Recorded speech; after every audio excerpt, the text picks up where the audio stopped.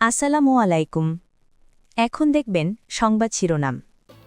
রাজশাহীতে বিএনপির নির্বাচনী জনসভায় নেতাকর্মী সমর্থকদের ঢল, দুপুরে যোগ দেবেন তারেক রহমান। নওগাঁ ও বগুড়াতেও কর্মসূচি। জমজমাট নির্বাচনী প্রচার, কোথাও কোথাও পাল্টাপাল্টি অভিযোগ, ভবিষ্যৎ পরিকল্পনা তুলে ধরে ভোট চাইছেন প্রার্থীরা।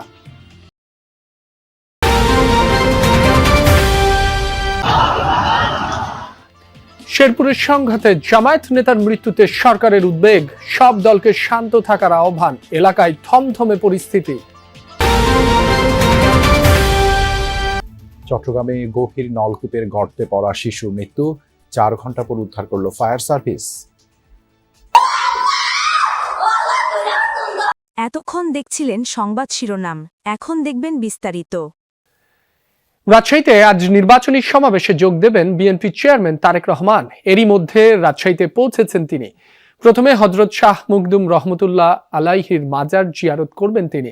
এরপর যাবেন স্থানীয় মাদ্রাসা মাঠের নির্বাচনী সমাবেশে। ভোর থেকেই নেতা কর্মীরা জড়ো হতে শুরু করেছেন মাদ্রাসা মাঠে। উৎসাহ আগ্রহ নিয়ে তারেক রহমানকে দেখার এবং তার বক্তব্য শোনার জন্য অপেক্ষা করছেন। বক্তব্যের পর ধানের শীষের পক্ষে ভোট চাইবেন তারেক রহমান, তুলে ধরবেন জনকল্যাণে আগামীর পরিকল্পনা। রাজশাহীর সমাবেশ শেষে সড়ক পথেই বিএনপি চেয়ারম্যান যাবেন বগুড়ায়। পথে নওগাঁ জেলার এটিএম মাঠের নির্বাচনী সমাবেশে তিনি বক্তব্য রাখবেন। পরে রাতে বগুড়া আলতাফুন্নেসা খেলার মাঠের সমাবেশে যোগ দিয়ে এই অঞ্চলের প্রথম দিনের কর্মসূচি শেষ করবেন। পরদিন রংপুরে আবু সাইদের কবর জিয়ারত ও নির্বাচনী সমাবেশে যোগ দিয়ে বগুড়ায় রাত্রি যাপন করবেন। শনিবার বগুড়া থেকে সিরাজগঞ্জ ও টাঙ্গাইলে সমাবেশে অংশ নিয়ে ঢাকায় ফিরবেন তারেক রহমান। তারেক রহমান যেদিন থেকে বাংলার মাটিতে পা দিয়েছে, ধানের জোয়ার আরো ফাটে পড়েছে সারা দেশে। ভালোবাসি, ধানের শীষে ভোট দেবো। 17 বছর দিতে পারিনি, জিয়াক দিছি, খালেদা জিয়াক দিছি, এখন তারেক রহমানকে দেবো। এমন দেশকে আমরা চাই, তারেক রহমানের হাত ধরে শক্তি করে আমরা দেশকে সামনের দিক অগ্রসরের জন্য, এটা আমাদের প্রত্যাশা। নতুন বাংলাদেশ বিনির্মাণের যে রূপরেখার মাধ্যমে সেটা বাস্তবায়ন, সেটা প্রতিফলিত কতটুকু পাচ্ছে, সেটা আসলে মানুষ মানে অধীর আগ্রহে বসে আছে বাংলাদেশের মানুষ। দর্শক, তারেক রহমানের রাজশাহী আগমনের খবর জানাতে রাজশাহী থেকে যুক্ত হচ্ছেন সহকর্মী তারেক মাহমুদ। তারেক, বিএনপি চেয়ারম্যান তো এরই মধ্যে পৌঁছেছেন, তার কর্মসূচি সম্পর্কে জানাবেন। নেতাকর্মীদের উচ্ছ্বাস কেমন দেখছেন?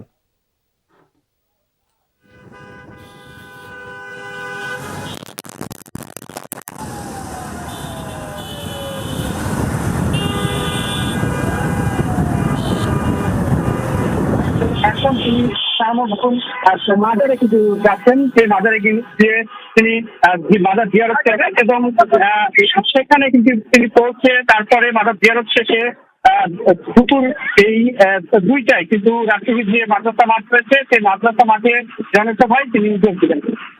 আমি দেখছি যে নেতাকর্মীদের যে উচ্ছ্বাস, আনন্দ এবং যে তারা অনেক উদ্বেগ নিয়ে কিন্তু দীর্ঘক্ষণ থেকে চেয়ারম্যান তারেক রহমানের অপেক্ষায় ছিলেন এবং এই আজকে কিন্তু এই জনসভায় প্রধান অতিথি হিসেবে তারেক রহমান বক্তব্য রাখবেন, সেই অপেক্ষায় নেতাকর্মীরা রয়েছেন এবং অনেকে সকাল থেকে আসলে রাজশাহীর যে শাহমখদুম বিমানবন্দরে সেখানে নতুন ভাবে উৎসাহ চেতনা নিয়ে কিন্তু এই তারা বসেছিলেন এবং তারেক রহমানকে থেকে খবর যে রাজশাহীর যে শাহমখদুম বিমানবন্দর, সেই বিমানবন্দর থেকে এখন রাজশাহীর যে শাহমখদুম মাজার রয়েছে, মাজারে কিন্তু যাবেন এবং ব্যাপক মানুষের যে জনসমাগম, শুধু বিএনপি নেতাকর্মীরা, সাধারণ যারা মানুষ রয়েছে সকলে কিন্তু আসছেন দল বেঁধে বেঁধে গাড়ি নিয়ে রাজশাহীর যে মাদ্রাসা মাঠটি রয়েছে এবং নির্বাচনী প্রচারণায় এই যে রাজশাহী, চাঁপা এবং এই 3টি জেলার সমন্বয়ে কিন্তু এই বিশাল যে জনসভা, সেখানে কিন্তু তারেক রহমান যাবেন এবং সেখান থেকে আমি আমার লাইভ নাই তারেক রহমান কেন্দ্র করে রাজশাহীতে একটি উৎসবমুখর পরিবেশ সৃষ্টি হয়েছে। রাজশাহীর প্রতিটি রাস্তায় মনে মনে মানুষজন রয়েছেন তারেক রহমানকে এক পলক দেখার জন্য এবং অনেকে ছোট থেকে বৃদ্ধ মানুষ সকলে কিন্তু এক পলক তারেক রহমানকে দেখার জন্য এসেছেন। রাস্তা দিয়ে কিন্তু আমি দেখতে পাচ্ছি যে ফুল ছিটাচ্ছে মোড়ে মোড়ে এবং প্রত্যেকটি দলের নেতাকর্মীরা তারা কিন্তু রাজশাহী মাদ্রাসা মাঠে দল বেঁধে কিন্তু আগে গিয়েছেন এবং অনেকে অপেক্ষায় ছিলেন তারেক রহমানকে দেখার জন্য। বিমানবন্দরের যে কোনো এক পাশ থেকে তাকে বাস থেকে দেখা যাবে, সেই অপেক্ষায় কিন্তু অনেকে আসার জন্য ভোট সেটি কিন্তু তারা পেয়েছেন। এবং আমি এই যতটুকু জানতে পেরেছি যে এই তারেক রহমানের সর্বসঙ্গী হিসাবে ডাক্তার গোবায়দুর রহমান এবং brigadier general AKM Shamsul Islam এবং জনাব পাটোয়ারি বিএনপি চেয়ারপারসনের এখন সচিব এবং জনাব আতিকুর রহমান রুমন PS তারেক রহমানের এবং জাহিদুল ইসলাম এবং এই তারেক, আপনাকে ধন্যবাদ। আপনি জানাচ্ছিলেন তারেক রহমানের গাড়িবহর এরই মধ্যে শাহ মখদুম রহমতুল্লাহ আলাইহির মাজারের উদ্দেশ্যে রওনা দিয়েছে। রাজশাহীর মাদ্রাসা মাঠে আছেন সহকর্মী সাইফুদ্দিন রবিন, সেখানকার সবশেষ তথ্য জানতে চাই। রবিন, সমাবেশস্থলের সার্বিক চিত্র বর্তমানে কেমন দেখছেন? নেতাকর্মীদের উপস্থিতি বর্তমানে কেমন? কিছুক্ষণের মধ্যেই তো তারেক রহমান সেখানে পৌঁছবেন।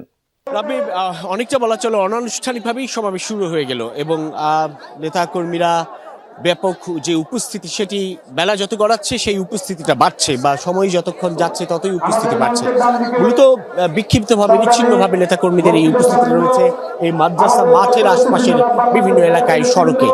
এখন যারা বক্তব্য দিচ্ছেন তারা এখানকার স্থানীয় নেতৃবৃন্দ, তারা তাদের বক্তব্যের মধ্য দিয়ে বলছেন আগামী নির্বাচন ঘিরে নানামুখী ষড়যন্ত্র এখনও বিরাজ করছে এবং সেই সঙ্গে ত্রয়োদশ জাতীয় সংসদ নির্বাচনের দিন অর্থাৎ 12ই ফেব্রুয়ারি নির্বাচনের দিন নানান অপকৌশলে আশ্রয় নিতে পারে একটি পক্ষ, সেই শঙ্কার কথা তুলে ধরছেন। বলেন সাধারণ মানুষকে, একেবারে প্রান্তিক মানুষকে অর্থাৎ গ্রামের একেবারেই সাধারণ মানুষকে নানাভাবে বিভ্রান্ত করার চেষ্টা হচ্ছে। ধর্ম নিয়ে অপব্যবহারের অভিযোগ সেটিও তুলছেন এই সাধারণ তৃণমূলের নেতারাও। তারা বলছেন যে বিএনপির নেতৃবৃন্দের কাছে দাবি জানিয়েছেন যেন এই বিষয়গুলো গুরুত্বের সঙ্গে বিবেচনা করে কেন্দ্রীয়ভাবে নির্বাচন কমিশন, সরকার তাদের দৃষ্টি আকর্ষণ করা হয়, সেই আহ্বান জানাচ্ছেন এখানকার স্থানীয় নেতৃবৃন্দ। যেটি বলছিলাম যে 3টি জেলা, মূলত রাজশাহী, চাঁপাইনবাবগঞ্জ এবং নাটোর, এই 3 জেলার মানুষের সমাগম, নেতাকর্মীর সমাগম আজকের এই নির্বাচনী সমাবেশকে ঘিরে, তারেক রহমানের সমাবেশকে ঘিরে। দীর্ঘদিন পর তারেক রহমান এই রাজশাহীর মাটিতে, এই বরেন্দ্র ভূমিতে, সেই কারণে এই অঞ্চলের মানুষের মধ্যে ব্যাপক আগ্রহ, উদ্দীপনা গেল কয়েকদিন ধরেই আসলে কাজ করছিল।